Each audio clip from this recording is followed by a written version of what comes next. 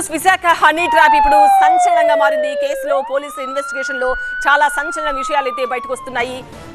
నిందితురాలు social media accounts పై నిఘా పెట్టారు పోలీసులు. పెళ్లి కాని అబ్బాయిలే టార్గెట్ గా ఈ హనీ ట్రాప్ దందాన్ని నడిపించినట్టుగా తెలుస్తోంది.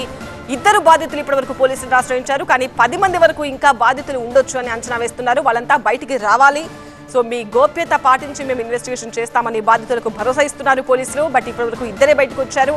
హైదరాబాద్ కేంద్రంగా ఈ హనీ ట్రాప్ గ్యాంగ్ పనిచేస్తున్నట్టుగా గుర్తించారు. బాధితుల నుంచి వచ్చిన నగదును ఈ గ్యాంగ్ అంతా కూడా పంచుకుంటారు అని తెలుస్తోంది. కొన్ని యాప్స్ ద్వారా ఈ ట్రాన్సాక్షన్స్ అన్ని కూడా జరిగినట్టుగా పోలీసులు గుర్తించారు. పలు అకౌంట్స్ ఇప్పటికే ఫ్రీజ్ చేశారు పోలీసులు. బాధితులు ఇంకెవరైనా ఉంటే నిర్భయంగా ముందుకు రావాలని పోలీసులు సూచిస్తున్నారు. వాళ్ళ వివరాలు బయట పెట్టకుండా దర్యాప్తు చేస్తామని బాధితులకు భరోసా ఇస్తున్నారు.